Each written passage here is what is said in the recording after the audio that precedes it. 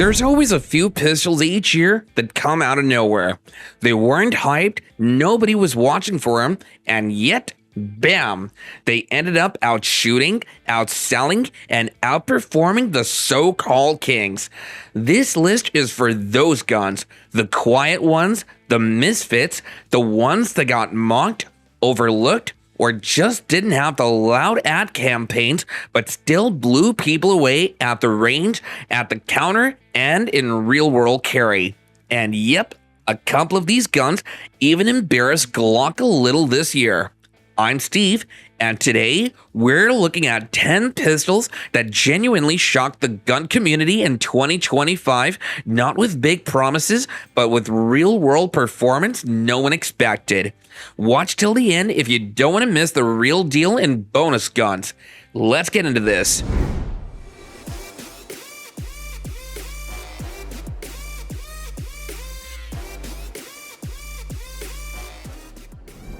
I was this close to putting it back on the shelf.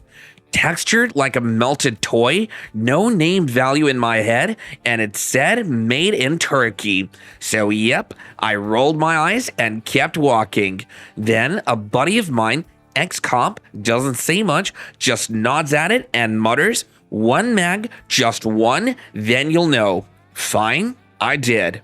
First magazine, I felt it. Second mag, I wasn't just shooting targets, I was cutting holes clean through Texas wind.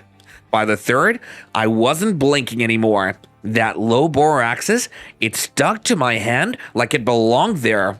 I took the optic plate off and whispered under my breath, "What the hell is this thing?"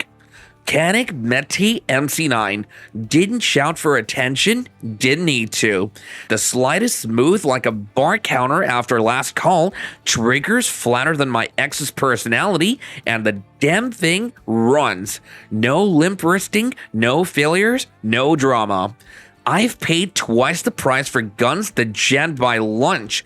This one just kept going like it had a job to prove. And the real kicker? You're not breaking the bank with it, not even close. But it shoots like something that should be locked in a safe with velvet walls. I remember walking into the shop down in Fort Worth just wanting to pick some ammo.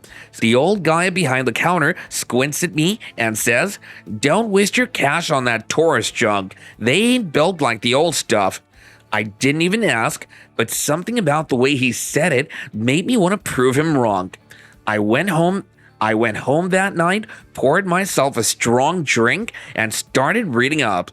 I saw folks online talking trash, but a few voices cut through the noise. Guys who actually ran the gun. One said it fed steel case like butter. Another said he ran 800 rounds without a hiccup. No fluff, just function. And it wasn't $700, not even $500. Let's just say the price was disrespectfully low for what it delivered. So I picked one up. The Tactical. Suppressor ready, front slide cuts, upgraded trigger, no frills, but no failures either. I've shot that thing dirty, hot, and with garbage tier range ammo.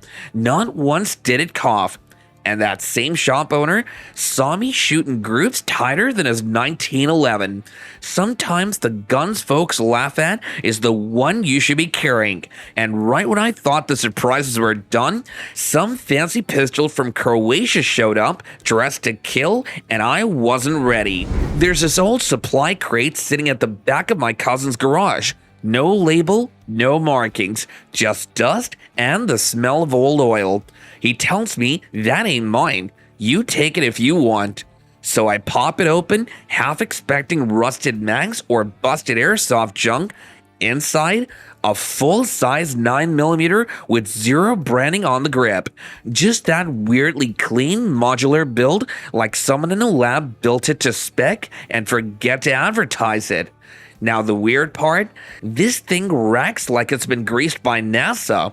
The trigger wall, dead clean, and it didn't feel like any Glock, SIG, or CZ I ever touched. Something felt off, but good, like it didn't belong in a garage in East Texas, let alone in my hands. Recoil was soft, sights lined up like it already knew where I wanted to hit. I walked away thinking this was some obscure imported gun with a swapped slide, but nope. Turns out it's the Springfield Echelon, and I swear I don't even like Springfield, but this thing feels like their engineers had a secret side project nobody was supposed to see. It doesn't brag, it doesn't try to look cool, it just works. Like, really works. Cold, flat, and surgical. And that crate? Still no idea where it came from, but I'm glad it found me. They don't just discontinue a pistol like this because it's outdated. No, sir. Sometimes something works too well for its own good. Something about the Walther P99 always felt like it slipped through the cracks, like it wasn't supposed to exist in the modern catalog. You hold it, and suddenly you're not dealing with marketing fluff or flashy red dot ready garbage. You're holding a machine that knows what it's doing. The anti-stress trigger, damn near psychic.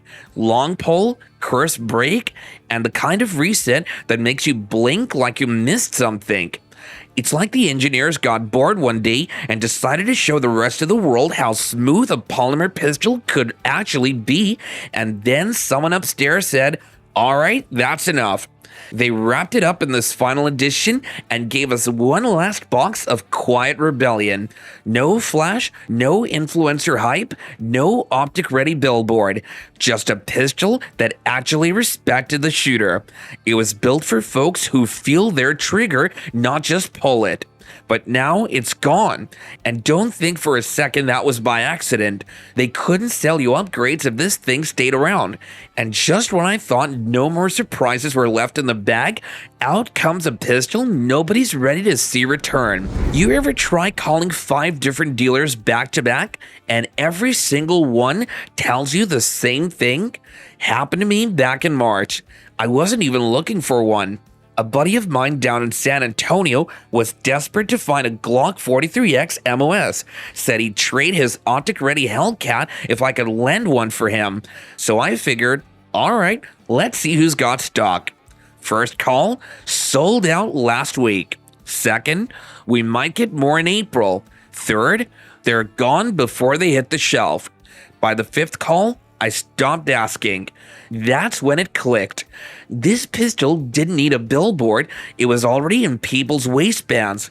While all the spotlight was stuck on the G19 or G45, this little optic-ready carry piece was running a quiet operation and winning. Turns out the Glock 43X wasn't some backup plan, it was the plan. Slim, accurate, red dot ready, and gone faster than ammo in a panic sale. Especially in Texas, good luck grabbing one brand new without a wait. And if you think this one moved fast, wait till you meet the next one. You couldn't even order it last spring. Imported trouble, hidden muscle. So this thing wasn't even on my radar. Arex from Slovenia? Come on. Sounds like some plastic fantastic knockoff trying too hard to play in the big leagues. I'd heard whispers, a few folks on forums claiming it felt cheap, others saying the slide finish wore off fast, and there were some stories floating around about early batches not cycling steel case too well. So yeah, let's just say I walked in with a little bias, but here's the punch in the jaw. I shot one, and not just any one. This was a Gen 2M, bone stock, blacked out, and the damn thing ran smoother than a lot of big names I've shelled out twice the cash for. Snappy trigger, dead-on accuracy at 10 yards, and not a single hiccup in 200 rounds. All brass sure, but still. It was punchy and light, like it wanted to run. Word is, some shops in Texas, like one in Wichita Falls, were selling out of these, quietly. No banner ads, no Glock comparisons, just folks coming in, testing one, and then taking it home. And now I get it. You'd never expect a sleeper like this to perform this clean. Looks like a budget beater, shoots like it's got something to prove, and maybe that's the point. The spinning barrel nobody saw coming. You ever pick up a gun that feels weirdly alive? like it's got a hump to it, a pulse, something old school, maybe even haunted. The Beretta PX4 Storm isn't slick. It's not modern, and it sure as hell ain't trying to win any beauty contests. But buddy, the moment I racked that slide and saw that rotary barrel twist like some 90s sci-fi robot, I knew this wasn't your average plastic pistol. No one talks about it. Hell, half the guys at the range ask me if it's some airsoft toy. That's how out of place it looks beside your Glocks and SIGs.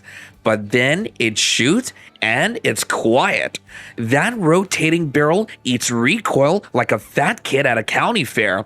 You get this soft, buttery slide action and almost zero muzzle flip. Unnerving, but in a good way. Some older LEOs still swear by it, said it ran cleaner than their old 92 FS back in the day. I don't know if it's voodoo or just clever Italian engineering, but I'm not questioning it anymore. Most shelves don't even stock it unless you ask, but once you hold one, it doesn't leave your mind. My Uncle Naughty, remember? He's the kind of guy who would pour ketchup on steak and carry a revolver to a barbecue. He wasn't stupid, but he sure liked being stubborn. Always told me, never carry what everyone else is carrying. That's how they know what to expect. I used to laugh at that, but so did most of the range regulars when he pulled out this weird Turkish pistol at the end of the bench. It had a goofy name, strange slide cut, and it wasn't even that expensive, but it ran. Year after year, mag after mag, it just kept shooting straight. Then something odd happened. One day, I walked into a shop in Fort Worth and it was sold out. Not low stock, gone. Turns out, word had gotten around. Now folks are realizing the Bersa TPR9C isn't just some budget oddball, it's all metal, DASA, and has that old school hammer bite feel without feeling dated. Shoots flat, carries tight, and does exactly what most folks wish their SIG or CZ did without the guilt price tag. My uncle, he still carries his, still gets mocked, but more than once, I've had someone whisper, that thing's actually kind of solid. Guess he wasn't wrong after all. Most folks in Texas gun circles still call it that effing Glock thing, and I kinda get it. It's got that safe square look, no weird lines, no wild color schemes, just a clean, compact 9mm that seems like it's trying not to stand out. But here's the shocker. It's got more brains and guts than most of the junk being pushed in gun stores right now. The Reflex isn't just another CCW pistol that rides the micro trend.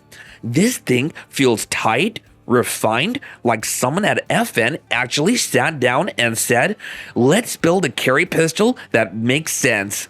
Great trigger, legit slide geometry, and no fluff.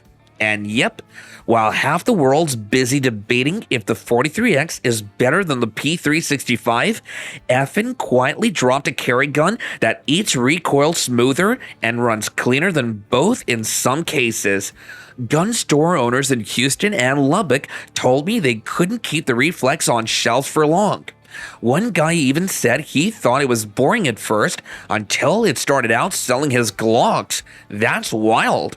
People think this gun copied Glock, but nope. It studied Glock, then fixed what needed fixing without bragging. And yet, there's still one pistol left that nobody expected this year. It's not tactical, not flashy, and definitely not new, but it certainly shocked everyone. Let's finish this right. You blinked, and this thing disappeared from shelves. No press release, no big gun tuber campaign, no flashy Gen 5 branding. The IWI Masada Slim just showed up, quietly. At first glance, folks thought it was another polymer striker trying to copy the P365, but something was different. You walk into gun stores across Texas, Dallas, Lubbock, Amarillo, and they all tell you the same thing. Masada Slim? Gone last week. One guy even joked it was the ghost of SHOT Show. Never saw it on the wall, but somehow every regular had one in their waistband. The grip texture's right, the trigger is crisp, it runs flat, and ejects clean. No fancy logos, no fiber optic gimmicks. Just a lean, reliable 9mm from a brand that knows conflict zones better than most manufacturers do mall security. It ain't perfect, but it doesn't need to be, because whatever this gun is doing, it's working, and people trust it enough to not even wait for a YouTube review. And now there's one more surprise in this list, a gun that almost nobody saw coming, and yet it's still climbing. The Stoeger STR9C is the pistol nobody brags about, but every budget-conscious shooter in Texas is quietly grabbing when Glocks and M&Ps go out of reach. It's built by a Beretta-owned company, but somehow still flies under the radar. Clean slide serrations, compact footprint, optic-ready options, and the grip texture, way better than it has any right to be at this price point. Now here's the weird part. It ain't flashy, not fancy, and yet most local gun shops we checked around Dallas and Fort Worth had either just sold their last STR9C or had no clue when more were coming. Why? Because word of mouth has been doing the job silently. No big ad push, no YouTube influencer drama. Just performance on the range and a price tag under $400. It's like folks are hoarding them while no one's looking.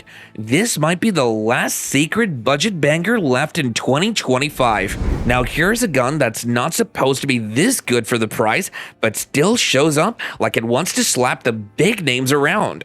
The Tisas 1911 Duty in 9mm has been causing waves in the steel frame crowd, and not just with new shooters either.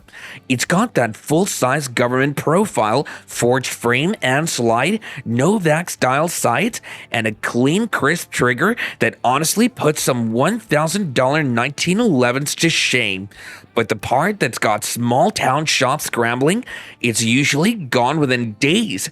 Gun counters in Tennessee, Idaho, and the Carolinas have all said the same thing.